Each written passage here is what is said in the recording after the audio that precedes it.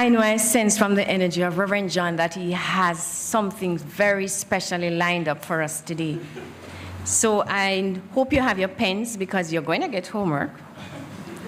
Well, as to whether or not we do it or read Courtney's email, I'm asking you, please pay attention this morning. Help me welcome Reverend John to the podium. Thanks.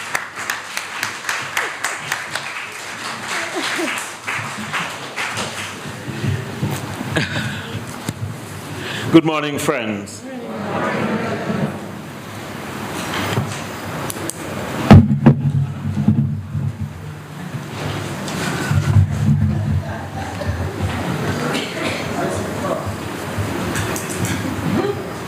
Take off your eye off it. Joy for me to add my own words of welcome on this wonderful, balmy Jamaican Sunday morning to the Temple of Light Center for Spiritual Living here in beautiful Jamaica, and a special welcome too to those who join us on the World Wide Web.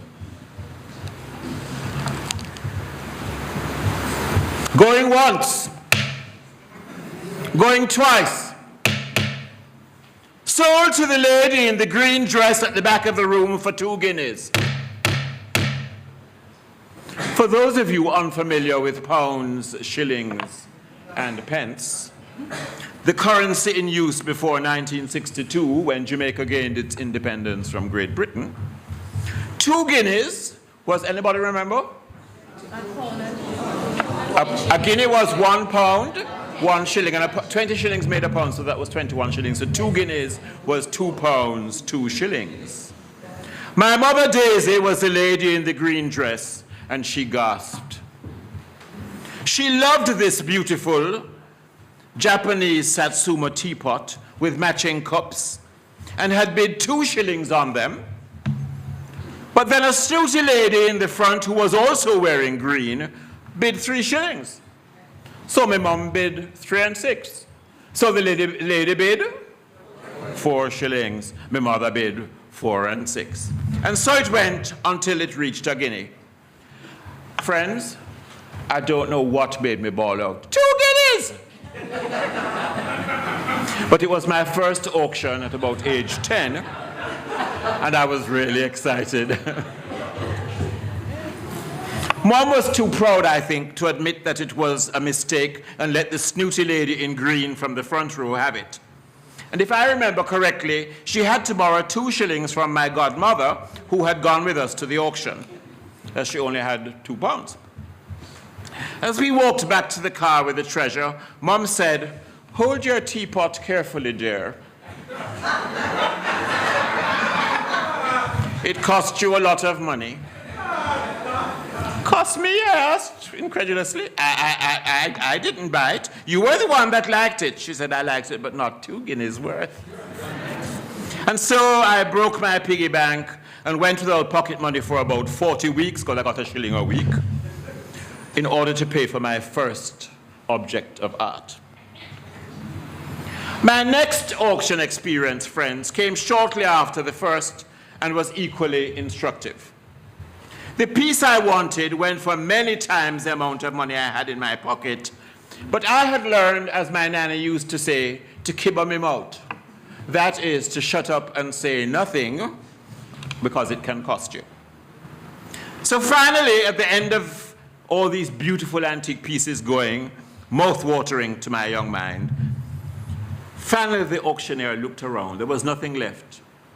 And he looked directly at me and said, "What am I bid for this fine young man who will start at a guinea?" Jesus. I then woke up. The whole of the auction thing had been on my mind for so many weeks that I was dreaming about being auctioned. I thought, well, my mother always wanted to get rid of me, and this may have been her ideal opportunity. But isn't that how we so often measure our self-worth? By what other people bid for us, what other people think of us, what other people have to say about us and what we are and how we do what we do. You know, friends, for most of my young life, growing up in the shadow of a brilliant older brother, I really thought that I wasn't worth very much. I believed that perfection meant that you couldn't have any flaws.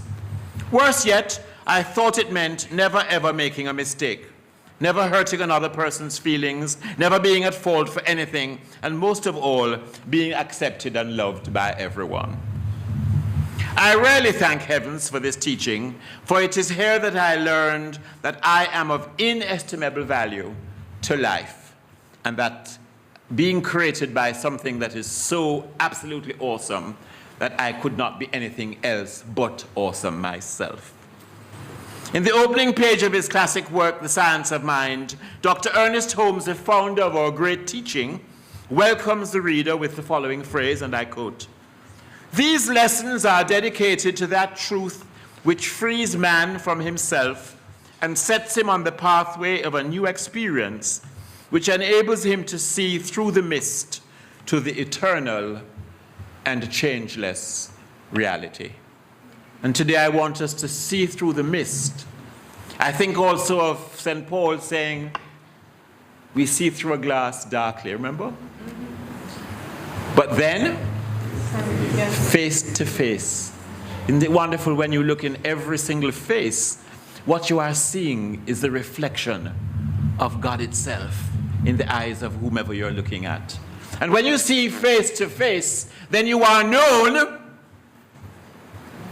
as you truly are, to be the son and daughter of something so awesome, so beautiful, so joyous, that you would bid anything to have possession of this great pearl of great price that is the beauty of your own soul, your own godness, your own goodness.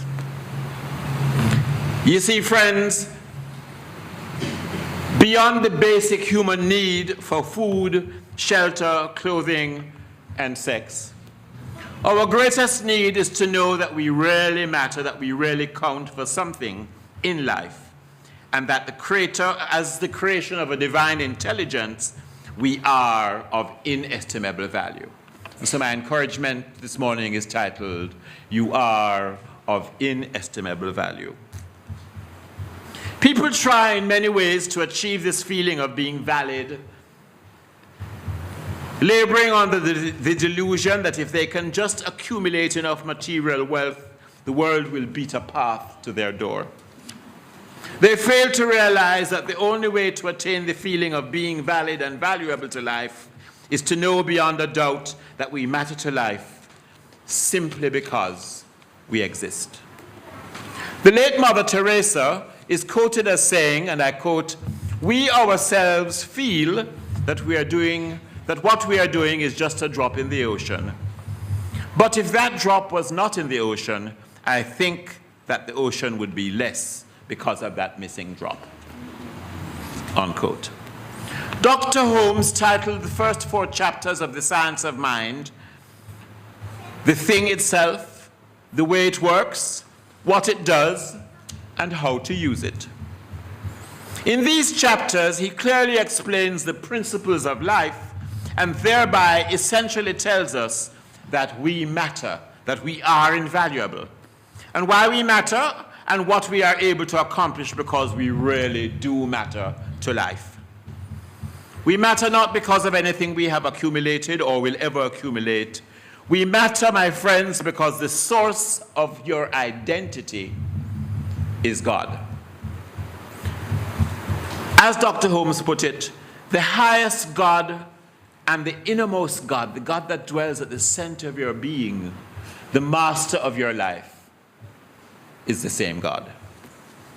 And although we do not have the power to change our actual identities, the important thing is to begin to change how we think about ourselves. But for many of us, you know, and I found this a lot in counseling, life is a kind of a roller coaster ride.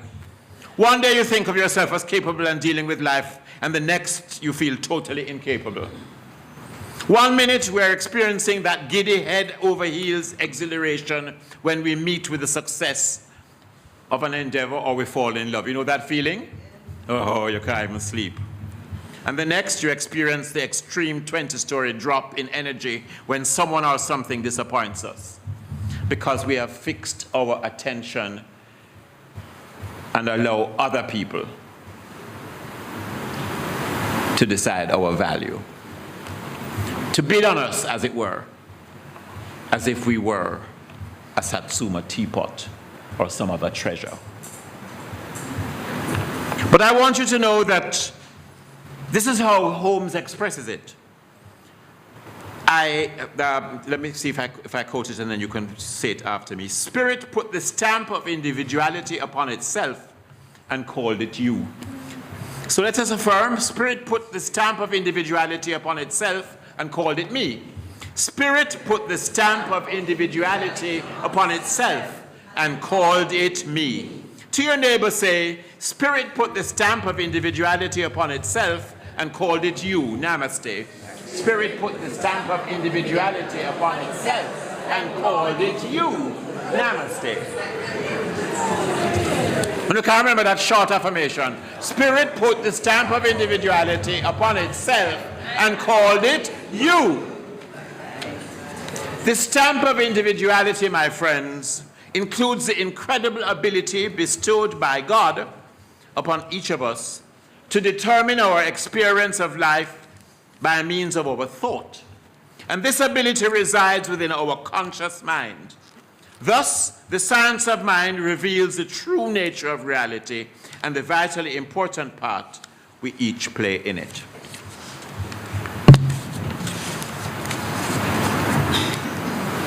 It answers the age-old question, who am I? By revealing to us that we are conscious centers of divine intelligence, and as such, we have the ability to use our conscious minds to create the life and experience we desire. Now, I just want to clear up something. The divine intelligence that seeks expression in, through, and as you works through a spiritual law, as you know, that accepts the direct impress of your thought and acts upon it. And that produces your experience. Holmes says, and I quote, it works for us by working through us and is us always, unquote. And then he further explains that the spiritual law works through our subconscious mind. Now, what I want to clear up is this business of conscious mind and subconscious mind, because it doesn't mean that there are two minds.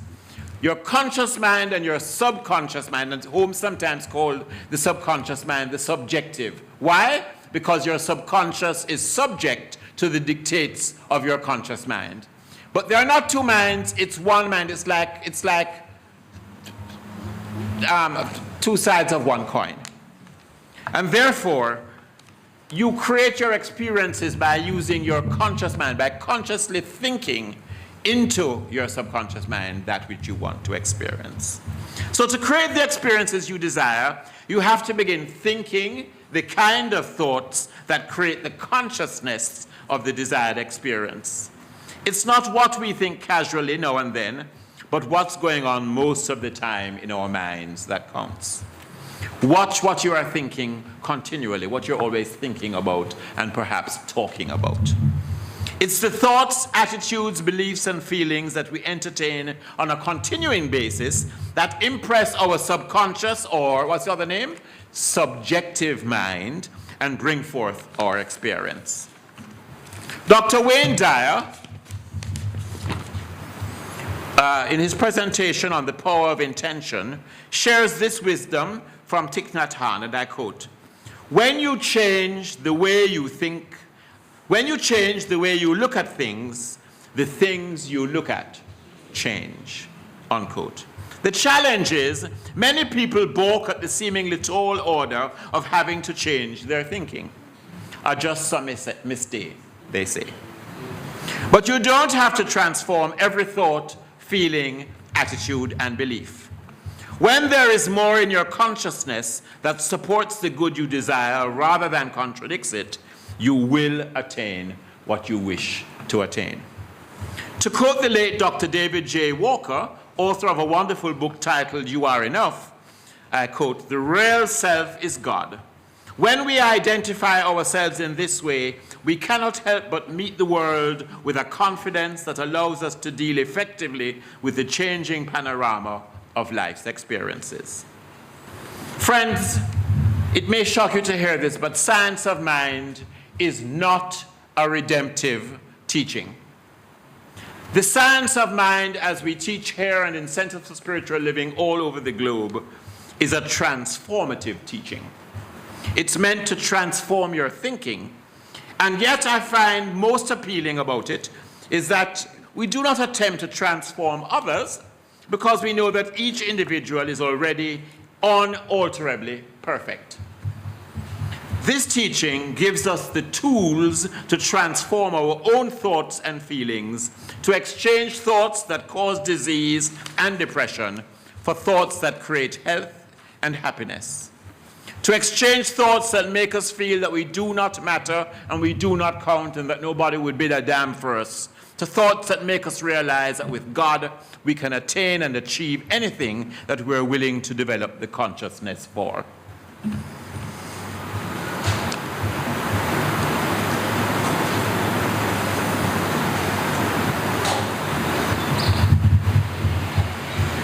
There's a beautiful poem that I want to share with you, and it has the same theme of the auction.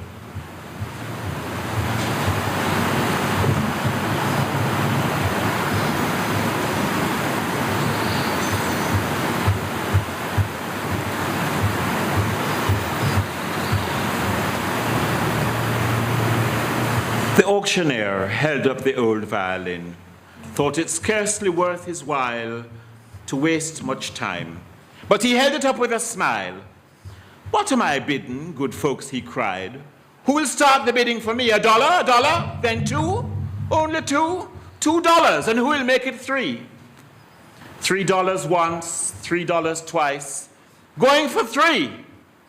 But no, from the room far back, a gray-haired man came forward and picked up the bow. Then wiping the dust from the old violin and tightening the loose strings, he played a melody pure and sweet as a caroling angel sings.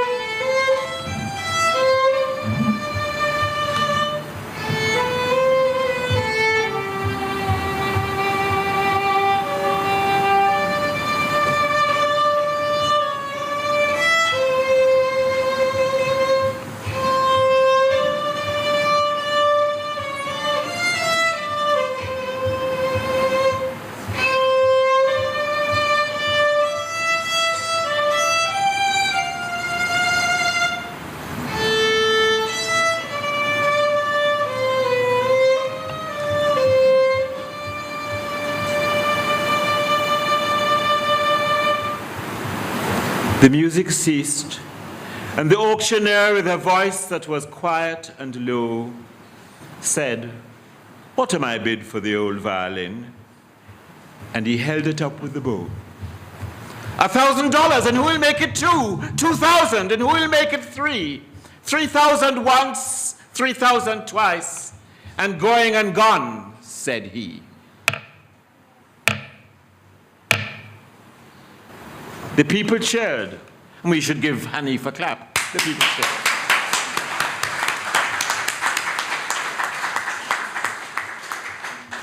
But some of them cried, "We do not quite understand what change it's worth." Swift came the reply, the touch of the master's hand.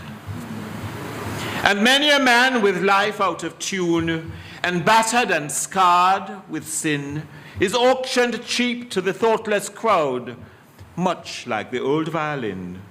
A mess of pottage, a glass of wine, a game, and he travels on. He's going once and going twice. He's going and almost gone.